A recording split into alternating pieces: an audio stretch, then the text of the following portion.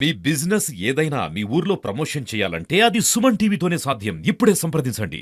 ప్రజా సమస్యల మీద మరి అసెంబ్లీలో ఎలాంటి వ్యూహాన్ని అవలంబించాలనే అంశం మీద చర్చ జరిగింది.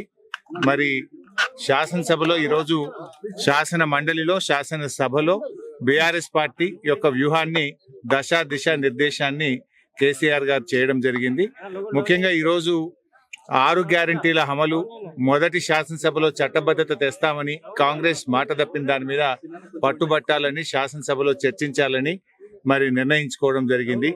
అదేవిధంగా ఫార్మాసిటీ లగచర్లలో గిరిజనుల భూములను అక్రమంగా లాక్కోవడం, గిరిజనుల మీద అక్రమ కేసులు పెట్టి జైల్లో పెట్టినటువంటి సంఘటన మీద కూడా శాసనసభలో చర్చించాలని చెప్పి నిర్ణయించుకోవడం జరిగింది. అదేవిధంగా ఈరోజు కాంగ్రెస్ పార్టీ రైతుల విషయంలో రుణమాఫీ విషయంలోనైనా, అదేవిధంగా రైతు భరోసా విషయంలోనైనా, పంటలకు బోనస్ విషయంలోనైనా రైతుల్ని కాంగ్రెస్ పార్టీ మోసం చేసింది. సో రైతుల పక్షాన పూర్తి స్థాయి రుణమాఫీ జరగాలని, 2 పంటలకు రైతు భరోసా ఇవ్వాలని, అన్ని పంటలకు బోనస్ ఇవ్వాలని, ఇచ్చిన హామీలు రైతులకు అమలు చేసే విషయం మీద బీఆర్ఎస్ పార్టీ మరి గట్టిగా శాసన సభలో శాసన మండలిలో పట్టు జరిగింది. అదేవిధంగా దళితులు, గిరిజనులు, బీసీలకు సంబంధించిన బీసీ బంధు, దళిత బంధు, గిరిజన బంధు కూడా బంద్ చేశారు. వాటన్నిటి మీద కూడా శాసనసభలో చర్చించాలని చెప్పి కూడా మేము ఈరోజు నిర్ణయం తీసుకున్నాం. మరి శాసన మండలిలో శాసనసభలో తప్పకుండా ఈసారి ప్రజా సమస్యల మీద గలం విప్పుతాం, ప్రజా సమస్యల చర్చకు పట్టుబడతాం. ఒకవేళ ప్రభుత్వం కలిసి రాకపోతే అడ్జర్న్మెంట్ మోషన్ ఇచ్చైనా సరే చర్చకు పట్టుబట్టాలని చెప్పి నిర్ణయించడం జరిగింది. తప్పకుండా మీరే చూస్తారు.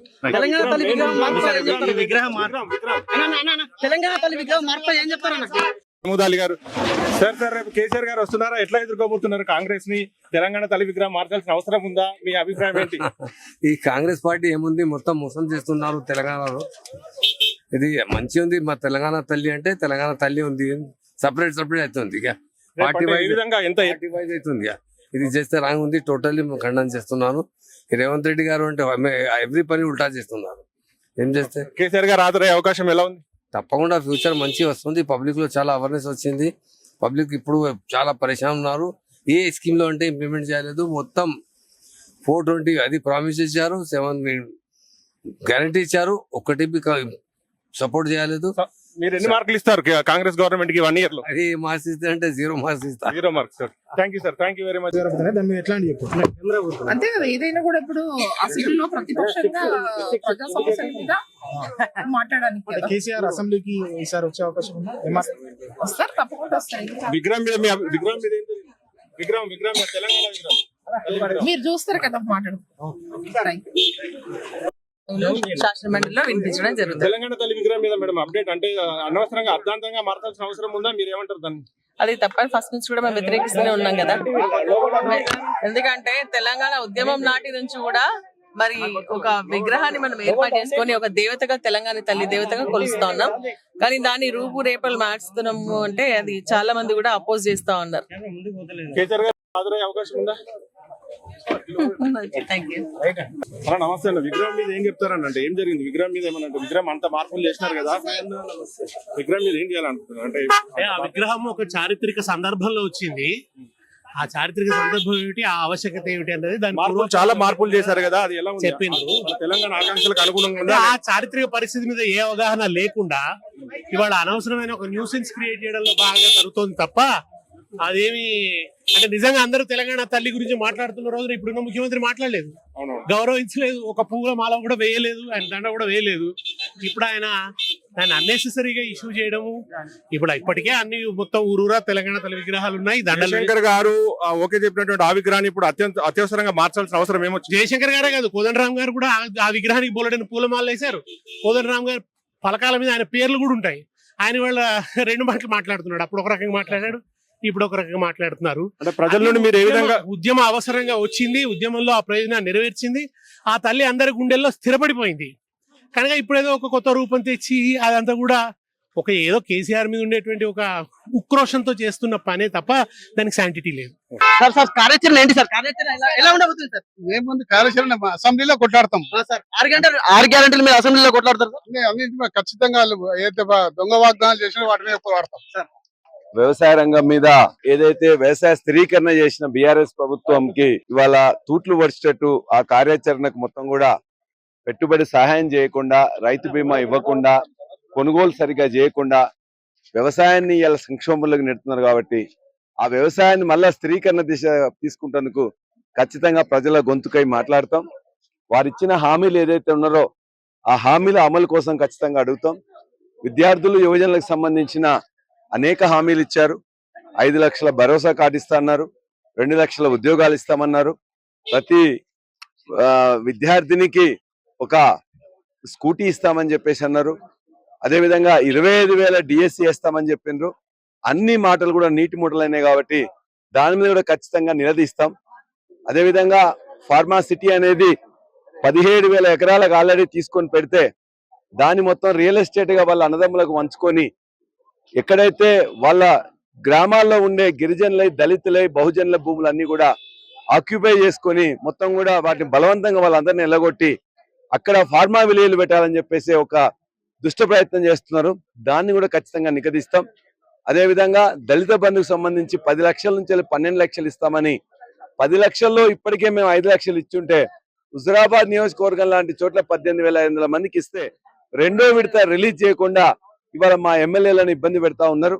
అదేవిధంగా ఎమ్మెల్యేల హక్కులు కాలరాస్తూ ఏదైనా విషయం పోతే మా మీద కేసులు పెట్టడం, అరెస్ట్ చేయడం, ఇబ్బందులు పెట్టే ప్రయత్నం చేస్తుండ్రు. అన్నిటిని కూడా ఖచ్చితంగా నిగదీస్తాం. ఇప్పుడు ఎమ్మెల్యేలపై కూడా కొద్దిగా అరెస్టుల పర్వం కొనసాగుతుంది కదా, దానిపై ఏం చెప్తారు సార్? అరెస్టులు అయితే అరెస్టులకు, కేసులకు తెలంగాణ ఉద్యమంలోనే తెలంగాణ ఉద్యమకారులే భయపడలేదు. ఎమ్మెల్యేలుగా అయిన వాళ్ళు ఎవరు దేనికి భయపడరు. ఖచ్చితంగా సంవత్సర కాలంలో ఏ విధంగా ప్రజల గొంతుకై ఉన్నారో అదే గొంతుక నువ్వు మూసివేయలేవు. ఖచ్చితంగా వాళ్లకు అండగా ఉంటాం. మా యొక్క అరెస్టులు గాని, కేసులు గాని మమ్మల్ని అడ్డుకోలేవు. ఖచ్చితంగా మా యొక్క వాయిస్ ని అక్కడ వినిపిస్తాం. తెలంగాణ తల్లి విగ్రహం మార్పు గురించి ఏం చెప్తారు సార్? తెలంగాణ తల్లి మార్పు గురించి. తెలంగాణ తల్లి కాదు, కాంగ్రెస్ తల్లిని పెడతా ఉన్నారు. కాంగ్రెస్ తల్లిని పెడతా ఉన్నారు. వాళ్లకు తెలియంది ఏంటంటే 2007లో మా యొక్క ఉద్యమానికి స్ఫూర్తిగా ఆనాడు తెలంగాణ తల్లి విగ్రహాన్ని ఆవిష్కరించుకోవడం జరిగింది. ఆ తెలంగాణ తల్లిని ప్రతి ఊర్లో, ప్రతి వాడలో, ప్రతి బస్తీలో లక్షలాది మందిని, మొత్తం వేలాది విగ్రహాలు అనేది మొత్తం కూడా ఇప్పటికే మనం ఆవిష్కరించుకున్నాం, ప్రతిష్ఠించుకున్నాం, లక్షలాది దండలు వేసుకున్నాం. ఆ తల్లిని ప్రజల మనసుల నుండి, తెలంగాణ ప్రజల మనసుల నుండి కూడా ఎవరు చెరిపేయలేరు. నువ్వు తెలంగాణ తల్లి బదులు కాంగ్రెస్ తల్లిని తీసుకొచ్చేసి, లేకపోతే రేవంత్ యొక్క వాళ్ళ యొక్క బంధువుల యొక్క రూపురేఖలతో నువ్వు తీసుకొస్తే అది నీ మనసులో ఉంటది, నీ బంధువుల మనసులో ఉంటది తప్ప ఈ ప్రజల మనసులో తెలంగాణ ఉద్యమ చిహ్నమైన తెలంగాణ తల్లే నిరంతరం ప్రతిష్ట అయి ఉన్నది, ఆ కొనసాగుతుంది. కేసీఆర్ గారు ఈ అసెంబ్లీ సమావేశాలకు హాజరయ్యే అవకాశం ఉందంటారు? హాజరవుతారు. పద్మరావు గౌడ్ గారు అయితే బయటకు వచ్చారు సార్. సార్ కార్యాచరణ ఎలా ఉండబోతుంది సార్? చెప్పండి సార్ కొద్దిగా. అసెంబ్లీలో చూస్తారు కదా, అంటే ఇప్పుడు 6 గ్యారెంటీలపై ఏం చెప్తారు సార్? 6 గ్యారెంటీలు ఇంకా అమలు కాలేదు కదా, అమలు చూస్తారు కదా. ఎర్రవెల్లిలో కేసీఆర్ ఫామ్ హౌస్ లో జరిగినటువంటి బీఆర్ఎస్ఎల్పీ ప్రత్యేక సమావేశంలో వివిధ జిల్లాల నుండి ఎమ్మెల్యేలు, ఎమ్మెల్సీలు అసెంబ్లీ సమావేశాల్లో కార్యాచరణకై కేసీఆర్ దిశానిర్దేశం కోసం వచ్చారు. ఇక్కడ దాదాపు 5 గంటల పాటు సుదీర్ఘ చర్చ జరిగినట్టుగా తెలుస్తోంది. 1 గంటలకు ప్రారంభమైనటువంటి సమావేశం ఇప్పుడే అంటే 6 గంటలకు ముగిసింది. ఎమ్మెల్యేలు, ఎమ్మెల్సీలు, కేటీ రామారావు గారు, ముఖ్యంగా హరీష్ రావు గారు, సబితా ఇంద్రారెడ్డి గారు ఇలాంటి ముఖ్యులంతా కూడా వెళ్ళిపోయారు. సో ఇప్పుడు ఈ 6 గంటలకు సమావేశం ముగిసిన అనంతరం ప్రత్యేకంగా హరీష్ రావు గారు మాట్లాడారు. మీడియాతో మాట్లాడుతూ రేపు ఖచ్చితంగా అసెంబ్లీ సమావేశంలో కాంగ్రెస్ యొక్క వైఫల్యాలపై గట్టిగా పోరాడతామని, ముఖ్యంగా 6 గ్యారంటీల కోసం వాళ్ళు మొదటి సమావేశంలోనే, అసెంబ్లీ సమావేశంలోనే చట్టబద్ధత తెస్తామని వాళ్ళు విఫలమయ్యారని, దానిపై ఖచ్చితంగా గట్టిగా వాదించబోతున్నామని, అలాగే రైతులకు సంబంధించి రైతు భరోసా, రైతులకు ఇచ్చేటువంటి బోనస్, అలాగే రుణమాఫీ విషయంలో కాంగ్రెస్ ఘోరంగా రైతులను దెబ్బతీసిందని, ఆ అంశాలపై కూడా కాంగ్రెస్ పై గట్టిగా పోరాడబోతున్నామని హరీష్ రావు గారు చెప్పారు. అలాగే ఈ అంటే లఘుచర్ల భూమి బాధితులకు సంబంధించి కూడా వారు కాంగ్రెస్ అన్యాయంగా రైతులపై కేసులు పెట్టిందని ఆ విషయం పైన కూడా ప్రత్యేకంగా రేపు అసెంబ్లీలో కాంగ్రెస్ పై పట్టుబట్టబోతున్నామని కూడా చెప్పారు. అంటే ముఖ్యంగా రేపు చూడబోతే రేపు జరిగేటువంటి అసెంబ్లీ సమావేశాలకు పూర్తి స్థాయిలో కేసీఆర్ గారి దిశానిర్దేశంలో ఎమ్మెల్యేలు సన్నద్ధమైనట్టుగా తెలుస్తోంది. ముఖ్యంగా హరీష్ రావు, అలాగే మన కేటీఆర్, మిగతా ఎమ్మెల్యేలు, ఎమ్మెల్సీలు చాలా జిల్లాల నుండి కూడా వచ్చారు. దాదాపు అందరూ వచ్చారు. ఇక్కడ జరిగినటువంటి అంటే కేసీఆర్ గారి దిశానిర్దేశంలో కాస్త అంటే వాళ్ళు మీటింగ్ అనంతరం కాస్త ఉల్లాసంగా కనిపించినట్టుగా అనిపించింది. అంటే కాస్త దృఢ నిశ్చయంతో ఉన్నట్టుగా కనిపించింది. అందరూ కూడా అంటే కొన్నిసార్లు మీడియాతో మాట్లాడుతూ వాళ్ళు రేపు ఏ విధంగా ఆ సమావేశాల్లో కాంగ్రెస్ వైఫల్యాలపై మాట్లాడబడుతున్నారు అన్నటువంటి అంశం పైన కూడా క్లారిటీ ఇచ్చారు. మొత్తానికైతే చూద్దామంటే రేపు అసెంబ్లీ సమావేశంలో బీఆర్ఎస్ ఎలాంటి పాత్ర పోషించబోతోంది, ముఖ్యంగా 6 గ్యారంటీలపై, అలాగే రైతులకు జరుగుతున్నట్టు అంటే బీఆర్ఎస్ మాటల్లో రైతులకు అన్యాయం జరుగుతుంది అంటున్నారు కదా, మరి అలాంటి అంశాలపై రేపు అసెంబ్లీ సమావేశాల్లో ఎమ్మెల్యేలు ఏ విధంగా కాంగ్రెస్ ప్రభుత్వంపై పట్టు సాధించబోతారో చూద్దాం. కెమెరామెన్ రమేష్ తో కృష్ణారెడ్డి, సుమన్ టీవీ, ఎర్రవల్లి.